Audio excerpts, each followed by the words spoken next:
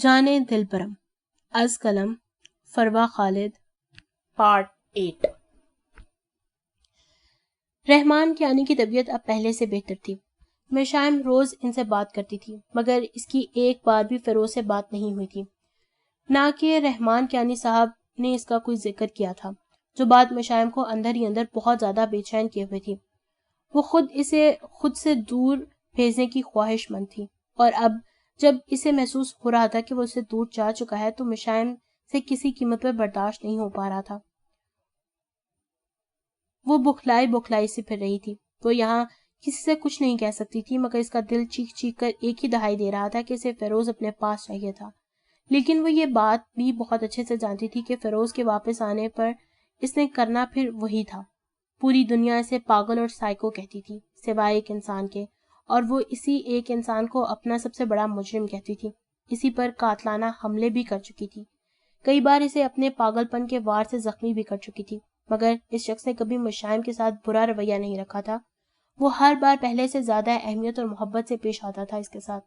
یہی بات مشائم کو مزید پاگل کر دیتی تھی کہ آخر یہ کس مٹی کا بنا ہوا انسان تھا جو اتنا ہینڈسم اور گڈ لکنگ ہونے کے باوجود اس جیسی لڑکی پر ٹائم ضائع کر رہا تھا۔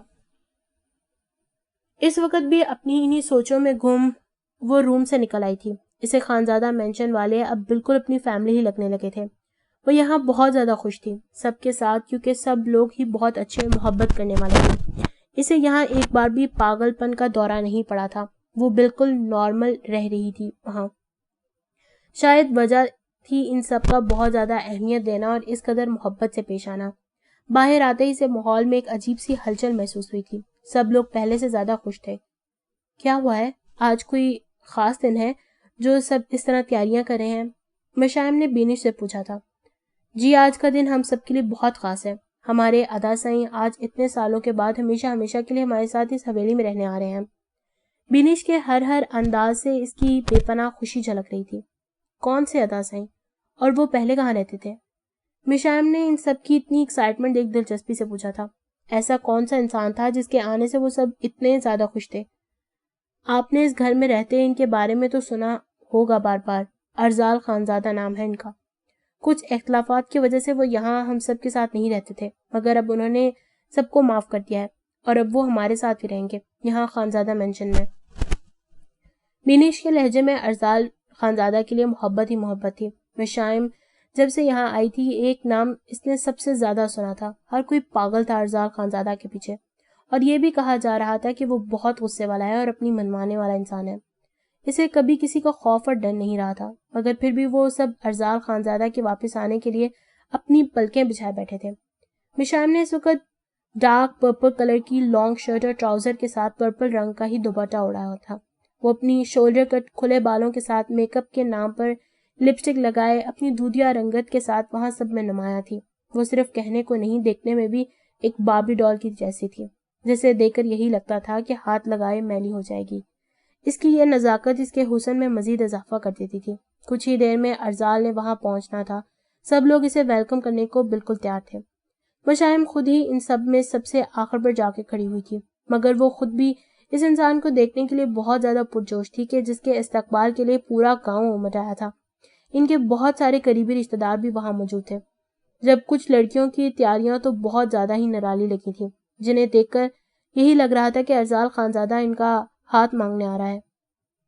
مشائم کو یہ سب دیکھنے میں بہت مزہ آ رہا تھا، مگر اس کے چہرے پر سجی ہے محظوظ کن مسکراہٹ اس وقت غائب ہوئی تھی جب ارزال خانزادہ نے اندر قدم رکھا تھا۔ سب لوگ اسے بہت خوشی سے مل رہے تھے، جن کا ارزال بھی اسی محبت سے جواب دے رہا تھا، مگر وہاں پیچھے کھڑی مشائم کا پورا وجود اس لمحے زلزلے کے جھٹکوں کی زد میں تھا۔ اس کی آنکھیں ناقابل یقین حد تک پھیل گئی تھی۔ فیروز خان ارزال خانزادہ؟ اس کے لب ہولے سے پڑپڑائے تھے، مگر وہ شخص تو اب اس کی جانب متوجہ ہی نہیں تھا۔ اس نے ایک بار بھی نگاہ اٹھا کر اس کی جانب نہیں دیکھا تھا۔ اتنا بڑا دھوکہ! مشائم کی آنکھوں سے آنسو بہہ کر چہرے پہ بکھر گئے تھے۔ اسے اس دن کی سبحان کی کہی بات یاد آئی تھی۔ آپ بہت کیوٹ ہے بھابی، ہمیں بالکل بھی اندازہ نہیں تھا کہ آپ حقیقت میں بھی اتنی کیوٹ اور سویٹ سی ہوں گی، کیونکہ ہمارے بھائی تو بالکل اس کے اپوزٹ ہے نا۔ مشائم کو اپنی بے وقوفی پر سر پیٹنے کو دل چاہا تھا۔ اتنے واضح الفاظ کے بعد بھی وہ کیسے نہیں سمجھ پائی تھی؟ اسے ارزال خانزادہ کی بار بار کی کہی بات یاد آئی تھی، تم پاگل ہوتے ہوئے بھی اتنی سمجھدار ہوگی مجھے اندازہ نہیں تھا. میں یہاں کسی لالچ کے تحت ہی رکا ہوں، مگر وہ لالچ، یہ دولت جائیداد بالکل بھی نہیں ہے. کھڑے کھڑے تمہارے بابا کی اس ساری دولت خرید سکتا ہوں، پاگل لڑکی. مگر اس دولت کے علاوہ اس گھر میں ایک ایسی قیمتی شے موجود ہے جسے حاصل کرنے کا جنون اور خواہش مجھے یہاں اس طرح خوار کرنے پر مجبور کر رہی ہے. اگر وہ مل جائے نا مجھے تو آئی سویئر 1 منٹ نہیں لگاؤں گا یہاں سے جانے میں. یہ ساری باتیں یاد کرتے مشائم شوق ہو چکی تھی. تو وہ آج تک اس کے سامنے جو بھی باتیں کہتا آیا تھا وہ سچ تھی. یہ شخص تو اس کے بابا سے زیادہ امین نکلا تھا. اگر اسے دولت کا لالچ ہی نہیں تھا تو یہ ساری جاگیر اور ریاست چھوڑ کر ایک نوکری کسی زندگی کیوں گزار رہا تھا؟ نہیں، یہ شخص اتنا بے وقوف نہیں ہے کہ یہ میری محبت میں پاگل ہو کر یہ سب کرے. اس سب کے پیچھے اس کا کوئی اور مقصد ہے. مشائم کا دماغ پوری طرح سے معاف ہو چکا تھا. وہ سوچنے سمجھنے کی صلاحیت کھو چکی تھی. اس کا سر بری طرح چکرا رہا تھا.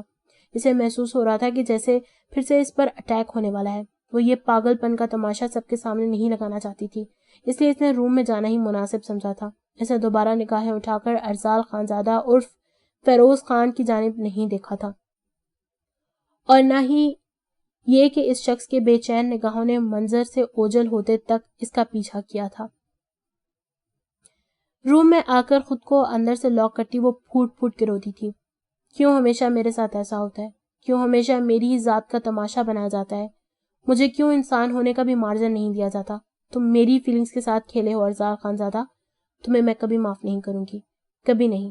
آئی hate you Arzal Khanzada, I really hate you. Mashaim bed پر اوندے منہ گرتی بری طرح سے روئی تھی. اس کا بس نہیں چل رہا تھا کہ وہ شخص اس کے سامنے اور وہ اس کا منہ نوچ لے. کچھ ہی دیر بعد دروازے پر نوک ہوا تھا. جسے نظر انداز کرتی وہ ایسے ہی پڑی روتی رہی تھی. اسے یہی لگا تھا کہ ہمیشہ کی طرح ارزال خانزادہ ہی اس کے پیچھے آیا ہوگا. مگر دروازے پہ ہوتی دستک کے ساتھ سنائی دیتی سدرا کی آواز پر مشائم کے غصے میں مزید اضافہ ہوا تھا. مطلب اب وہ شخص اپنے اصل رنگ دکھانے والا تھا. مشائم آپ کو سب نیچے بلا رہے ہیں، کھانا کھا لیں. سدرا نے اسے ایک بار پھر پکارا تھا. مجھے بھوک نہیں ہے، میں بعد میں کھا لوں گی. ابھی میرے سر میں درد ہے، پلیز مجھے ڈسٹرب مت کیجیے. مشائم اس وقت وہاں موجود ہر انسان سے چڑ چکی تھی. سبھی اسے بے وقوف بنانے میں برابر کے شریک تھے. مشائم نے سوچ لیا تھا کہ وہ اب وہاں ایک پل نہیں رکے گی. وہ سوٹ کیس نکالتی اپنی پیکنگ کرنا شروع کر چکی تھی. آنسوں سے بھیگی دھندلائی آنکھوں کے ساتھ پیکنگ کرتی وہ ارد گرد سے بیگانہ تھی. جب اچانک اسے اپنے قریب آہٹ محسوس ہوئی تھی. نہ جانے کس خیال کے تحت وہ پلٹی تھی. جب اپنے سے چند قدموں کے فاصلے پہ کھڑے ارزال خانزادہ کو دیکھ مشائم نے بھویں سختی سے تن گئی تھی. اس کا چہرہ غصے کی شدت سے لال ہوا تھا. تو کیسی ہے میری بابی ڈال؟ مجھے مس کیا ان گزرے ہوئے دنوں میں؟ اس کا سر سے پیر تک گہری نگاہوں سے جائزہ لیتے وہ مشائم کو آگ بگولا کر کے رکھا تھا. مشائم نے بنا کسی بھی بات کا خیال کیے بیڈ کے سائڈ ٹیبل پہ رکھا کانچ کا ڈیکوریشن پیس اٹھایا تھا اور سیدھا ارزال کے خوبرو وجی چہرے پر وار کیا تھا. تم سے بڑا دھوکے باز انسان میں نے آج تک نہیں دیکھا. میں شکل بھی نہیں دیکھنا چاہتی تمہاری. چلے جاؤ میری نظروں سے ورنہ مار دوں گی تمہیں.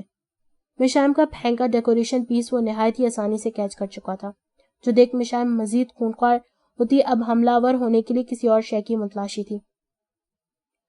سوچ سمجھ کر اپنے الفاظ کا استعمال کرو مسز. اس وقت آپ کے سامنے آپ کا ملازم فیروز خان نہیں بلکہ آپ کا شوہر، اس جاگیر کا مالک ارزال خانزادہ کھڑا ہے. اس کی جانب قدم بڑھاتے وہ جس روب دار لہجے میں بولا تھا وہ دیکھ مشائم پل بھر کے لیے ساکت ہوئی تھی. تم بہت غلط کر رہے ہو. مشائم انگلی اٹھا کر اسے وارن کرتی بھیگے لہجے میں غورائی تھی کیونکہ اسے ارزال کے تیور بہت خطرناک لگے تھے. ابھی تو میں نے کچھ کیا ہی نہیں ہے. تم بنا کچھ کیے الزام نہیں لگا سکتی، اس لیے مجھے کچھ تو کرنا پڑے گا. ارزال اس کے ہاتھ میں پکڑے گلاس کو دیکھ چکا تھا. اس سے پہلے کہ وہ دوبارہ اس پر حملہ ور ہوتی ارزال اس کی کلائی تھام کر اسے دیوار کی جانب دھکیل چکا تھا. مشائم کے ہاتھ سے گلاس چھوٹ کر گرا تھا. اس نے اپنا دوسرا ہاتھ استعمال کرتے ارزال کی گردن پر ناخن کاٹ دیے تھے. وہ اس وقت کوئی خونخوار جنگلی بلی لگ رہی تھی جسے قابو کرنا ارزال کو بہت اچھے سے آتا تھا. ارزال اس کی دوسری کلائی بھی تھام کر دیوار سے لگا چکا تھا مگر اتنی سی دیر میں مشائل اس کی گردن کو اچھی طرح زخمی کر چکی تھی. تم ایک انتہائی گھٹیا انسان ہو. بولو کیوں کھیل کھیل رہے ہو میرے ساتھ؟ یہ کھیل بولو جواب دو. مشائم اسے زخمی کرنے کے بعد بھی سکون میں نہیں آئی تھی. وہ مزاحمت تو نہیں کر پائی تھی اس کے حصار میں مگر مسلسل چلائی جا رہی تھی. اس کا بس نہیں چل رہا تھا کہ سامنے کھڑے شخص کا قتل کرتے. سب جواب ملیں گے سویٹ ہارٹ. پہلے پچھلے 1 ہفتے کی جدائی کی پیاس تو بجا لوں. ارزال اس کے گلابی ہونٹوں کو شوق بھری نگاہوں سے گھورتا مشائم کو کچھ بھی سمجھنے کا موقع دیے بغیر ان پر جھکا تھا، اور ایک ہی پل کے اندر اس کا سارا احتجاج اپنے ہونٹوں میں قید کر گیا تھا. مشائم اس لمحے اس سے ایسی گستاخی کی امید نہیں کر پا رہی تھی. وہ کتنے ہی لمحے ہل نہیں پائی تھی. وہ پوری طرح سے ارزال کی گرفت میں تھی. خاموشی سے اس کی شدت بھرے لمس کو برداشت کرتے اسے اپنی سانسیں رکتی محسوس ہوئی تھیں. وہ اپنی طرف سے پوری مزاحمت کر رہی تھی اس کے حصار سے نکلنے کی، مگر وہ آج اسے بخشنے کے موڈ میں بالکل نہیں تھا. اس کے دہکتے لبوں کی گرمائش اور شدت بھرا انداز مشائم کی دھڑکنوں کو طغیانی برپا کر گیا تھا، جو اس بات کی ضمانت تھا کہ وہ لڑکی بھی اس کی چاہت میں پور ڈوبی ہوئی تھی. مگر اس کے اندر کچھ ایسا تھا جو اسے ارزال خانزادہ کو قبول کرنے نہیں دے رہا تھا. کافی دیر بعد جا کر ارزال خانزادہ اس کی حالت کے پیش نظر اس کی سانسوں کو آزاد کرنے کے موڈ میں آیا تھا، مگر اس کا دل ابھی بھی ایسا کرنے کو نہیں چاہا تھا. مشائم کا چہرہ بالکل لال ہو چکا تھا. وہ گہرے گہرے سانس لیتی اس کے حصار سے دور نکلنے کی کوشش کرتی سے نگاہیں تک نہیں ملا رہی تھی. ارزال خانزادہ نے اپنے طریقے سے اس کی جو بولتی بند کی تھی، اس کے بعد وہ کچھ بھی بولنے کی غلطی نہیں کر پا رہی تھی. ہاں اب بولو، تم کچھ کہہ رہی تھی میرے بارے میں. ارزال نے اس کے لال ٹماٹر ناک سے اپنا ناک مس کرتے اسے مزید تپانے کی کوشش کی تھی، مگر وہ اس کی جانب دیکھنا بھی نہیں چاہ رہی تھی. جواب دینا تو دور کی بات ہے. تم اب کیانی ہاؤس میں نہیں ہو مشائم رحمان. اب سب کچھ تمہارے حساب سے بالکل نہیں چلے گا مسز. ارزال خانزادہ پہلے ہی خود اسے خاموش کروا کر اب بولنے پر اکسا رہا تھا، اور اس بار وہ پوری طرح کامیاب ہوا تھا. تمہیں کیا لگتا ہے یہ سارا کھیل کھیل کر تم اپنے پلان میں کامیاب ہو جاؤ گے؟ ایسا کبھی نہیں ہونے دوں گی. تمہاری سچائی اپنے بابا کے سامنے لا کے رکھ دوں گی. انہیں بتاؤں گی کہ تم کتنے بڑے دھوکے باز ہو. میرا شک بالکل ٹھیک نکلا. تم نیلم کے ساتھ ملے ہوئے ہو. مجھے اور میرے بابا کو مروا کر تم دونوں فائدہ حاصل کرنا چاہتے ہو. مشائم سے خونخوار نگاہوں سے گھور رہی تھی. میں اپنے کھیل میں جیت چکا ہوں مائی باربی ڈال. تمہیں اپنے پاس لانا چاہتا تھا تو دیکھو تم میرے گھر میں کھڑی ہو. تمہیں بہت دیر ہو گئی میرا کھیل سمجھنے میں. ارزال نے نفی میں سر ہلاتے اس پر افسوس کیا تھا. وہ اسے اپنی قید میں سے آزاد کر چکا تھا. اس کا یہ انداز مشائم کو مزید آگ لگا گیا تھا. تم مشائم نے انگلی اٹھا کر اسے وارن کرنا چاہتا، مگر ارزال اسی انگلی پر اپنے لبوں کا لمس چھوڑتا اس کی بات سنے بغیر اس کے سامنے سے ہٹ گیا تھا. میں جانتا ہوں میں بہت ہینڈسم ہوں. ارزال خانزادہ دراز کی جانب بڑھتا وہاں سے فرسٹ ایڈ باکس نکالتا واپس اس کی جانب پلٹ آیا تھا، جو وہاں سے فرار ہونے کے چکروں میں تھی. خوش فہمی ہے تمہاری. مشائم اس کے وجیح سراپے سے نگاہیں چراتی بولی تھی. وہ اس کے سامنے فیروز بن کر ہمیشہ جینز اور ٹی شرٹ میں ہی رہتا تھا، مگر اس وقت وہ قمیض شلوار کے اوپر شال اوڑھے اپنی روبدار شخصیت کے ساتھ مشائم رحمان کے دل و دماغ پر اچھا خاصا اثر انداز ہوا تھا. میری بینڈیج کرو. ارزال نے باکس اس کی جانب بڑھاتے اپنی زخمی گردن کی جانب اشارہ کیا تھا. میں تمہاری نوکر نہیں ہوں. اس کی گردن پر نظر آتا اپنا جنگلی پن دیکھ مشائم اندر ہی اندر نادم ہوئی تھی، مگر اس نے اپنے انداز سے ایسی کوئی بھی ندامت ظاہر نہیں ہونے دی تھی. ایسے کام میں نوکروں سے کرواتا بھی نہیں ہوں، اپنی بیوی سے کرواتا ہوں. وہ ارزال خانزادہ تھا جسے نہ سننے کی عادت تو تھی ہی نہیں. وہ اس کی کلائی تھام کر صوفے پہ بیٹھا اسے اپنی جانب کھینچ چکا تھا. مشائم سیدھی اس کی گود میں جا گئی تھی. میں تمہاری بیوی نہیں ہوں. میرا نکاح فیروز خان نامی شخص سے ہوا تھا. تم ارزال خانزادہ ہو جسے میں نہیں جانتی. مشائم پھر سے اس کے قریب آنے پر دھڑکتے دل کو سنبھالتے تنک کر بولی تھی. یہ شخص اس کے قریب آنے کے بہانے ڈھونڈتا تھا. یہ بات ہی تو مشائم رحمان کو مزید مغرور بناتی تھی، اور ساتھ یہ بھی سوچنے پر مجبور کرتی تھی کہ اس شخص کو کیا سچ میں اس سے اتنی محبت تھی یا وہ صرف ناٹک کرتا تھا. مگر وہیں اس کا دل اس سب کو ناٹک ماننے سے انکاری نہیں تھا. یہی سب باتیں مل کر اسے کوفت کا شکار کرتی تھی اور احساس کمتری کے زیر اثر سب کچھ غلط کر دیتی تھی. تمہاری اس کنفیوژن کا جواب تمہیں نکاح نامہ دیکھ کر مل جائے گا. فی الحال میری بینڈیج کریں. کافی خون بہا چکی ہو میرا. ویسے اس لباس میں زیادہ پیاری لگتی ہو تم۔ سنجیدگی کے ساتھ اسے اپنی گردن کی جانب متوجہ کرتے آخر میں وہ اس کی نازک سراپے کو بے باک نگاہوں سے گھورتے مشائم کے ارد گرد خطرے کی گھنٹی بجا گیا تھا۔ مشائم نے بے اختیار اپنے کندھوں پر پڑا دوپٹہ تھک کیا تھا۔ اس کا دل چاہتا اس شخص کی ان شوق بھری آنکھوں پر ہاتھ رکھتے جو آج اسے اپنے اگلے پچھلے سارے بدلے لینے کے موڈ میں تھا۔ تم میری بینڈیج کری ہو یا نہیں؟ ارزال نے اس کے بالوں کو کھینچتے اسے پوچھا تھا، جو ہمیشہ کی طرح فل نخرے دکھا رہی تھی، مگر ارزال کی گردن سے نکلتی ہلکی سی خون کی لکیر کو دیکھ مشائم کے دل کو کچھ ہوا تھا۔ اس لمحے وہ انکار نہیں کر پائی تھی۔ اس نے باکس کھولتے ہوئے نکال کر ڈیٹول کی مدد سے اس کا زخم صاف کیا تھا، جو اس کی اپنی ہی کی گئی مہربانی تھی۔ وہ اس وقت ارزال خانزادہ کی گود میں بیٹھی ہوئی تھی۔ اس کے وجود کی مہک ارزال کو پاگل کر رہی تھی۔ کیا ہمارے بیچ دشمنی ختم ہو سکتی ہے؟ مجھ سے دوستی کر لو۔ آئی پرومس میں بہت اچھا دوست ہوں۔ ارزال صوفے کی پشت سے سر ٹکائے اس کی گردن میں بازو حمائل کرتا اسے اپنے اوپر جھکا کیا تھا۔ اس کا بھاری بوجھل لہجہ اور آنکھوں کا بہکا بہکا انداز اس وقت پوری طرح سے مشائم رحمان کے رنگ میں رنگنا چاہتا تھا۔ مشائم ایک بار پھر یوں اچانک اس کے قریب آنے اور ارد گرد بنتے اس رومانوی ماحول پر بالکل ساکت ہو چکی تھی۔ اس کی سانسیں تیز تیز تیز چلنے لگی تھی۔ اگر وہ بہت زیادہ نخرے دکھاتی اور اس پر ہمیشہ وار کرتی آئی تھی تو یہ شخص بھی اس پر بہت کم ہی کبھی اس طرح مہربان ہوا تھا، ورنہ ہر بار وہ اس پر طنز کرنا اپنا فرض سمجھتا تھا۔ مشائم کے مطابق مشائم نے دور ہونا چاہا تھا، مگر اس کی آنکھوں میں آنکھیں گاڑے ارزال اسے پوری طرح سے اپنے اوپر گرا چکا تھا۔ تم ہر بار ایسے نہیں بھاگ سکتی۔ ایک بار مجھ پہ یہ واضح کر کے میری مشکل آسان کیوں نہیں کر دیتی کہ تم مجھ سے محبت کرتی ہو یا نفرت؟ اس کی خوبصورت دودھیا گردن پر انگلی پھیرتے ارزال نے بہت اہم سوال پوچھتے خود کو بھی مشکل سے بہکنے سے روکا تھا، ورنہ یہ لڑکی کسی جان لیوا نشے کی طرح اس کی رگوں میں اتر چکی تھی۔ جو لڑکی تمہیں زہر بھرا انجیکشن لگا سکتی ہے، تم سوچ بھی کیسے سکتے ہو کہ وہ تم سے محبت کرے گی؟ مجھے اگر دوبارہ ایسا کوئی چانس ملا تو میں اپنا اس دن کا ادھورا کام پورا کروں گی جس کا مجھے شدت سے انتظار ہے۔ مشائم بھلا اس کے دل کے ارمانوں کو ملیا میٹ کرنے سے کیسے باز رہ سکتی تھی؟ اس نے اپنی طرف سے بہت گہرا وار کیا تھا ارزال کے دل پر، جس کے جواب میں وہ زخمی مسکراہٹ کے ساتھ دیکھ کے رہ گیا تھا۔ نہ جانے وہ کون سا دن ہوگا جب یہ لڑکی اس کی محبت کا جواب محبت سے دے گی۔ اس سے پہلے کہ وہ کچھ بولتا، موبائل پر آتی کال نے اس کی جانب توجہ اپنی طرف مبذول کی تھی۔ اسے دوسری جانب متوجہ ہو دیکھ مشائم نے ایک سیکنڈ بھی نہیں لگایا تھا اس کے حصار سے نکلنے کے لیے۔ ارزال کال اٹینڈ کرتا وہاں سے نکل گیا تھا، جبکہ مشائم اس کی چوڑی پشت کو گھورنے کے سوا کچھ نہیں کر پائی تھی، جو کچھ ہی دیر میں اس کے وجود میں اپنی مہک اتار گیا تھا۔ مشائم رحمان وہیں صوفے پر گرتی سر پکڑ کے بیٹھ گئی تھی۔ اس نے کبھی نہیں سوچا تھا کہ اس کی زندگی میں ایسا بھی کوئی موڑ آئے گا۔ فیروز خان کسی اور روپ میں اس کے سامنے آن کھڑا ہوا تھا۔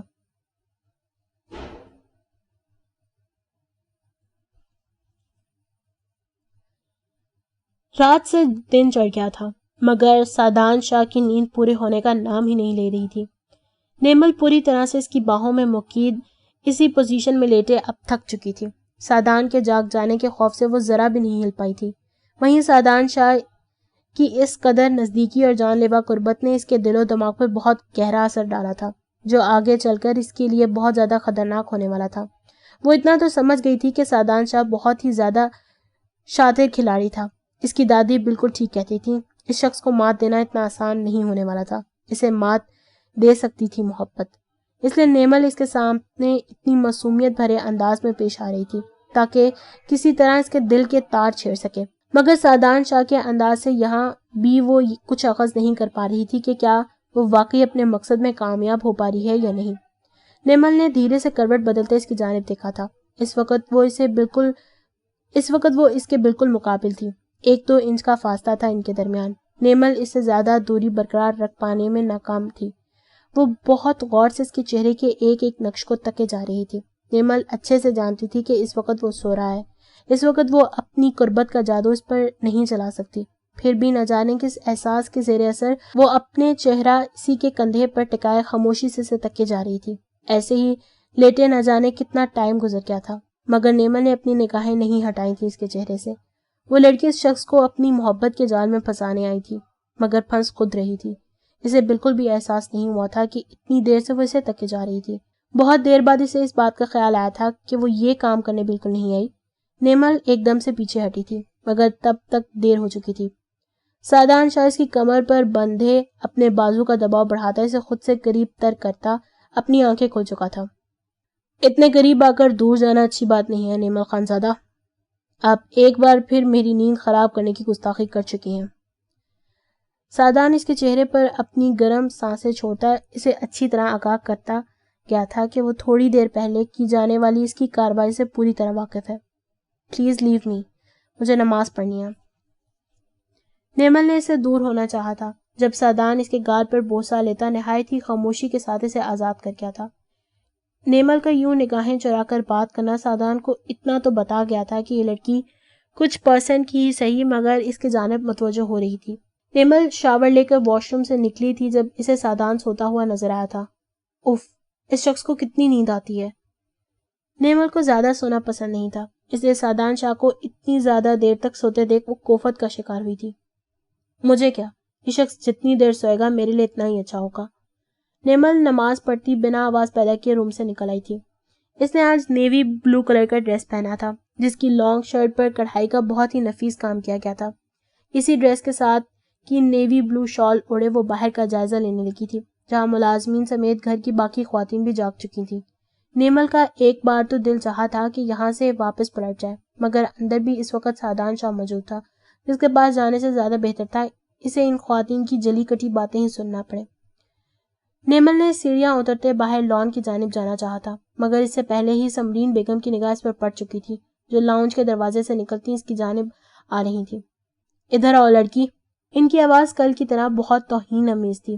ان کی پکار پر نیمل کو ناچار جانا پڑا تھا۔ وہاں ارد گرد اس وقت کوئی بھی نہیں تھا، باقی سب خواتین لاؤنج میں ہی تھی۔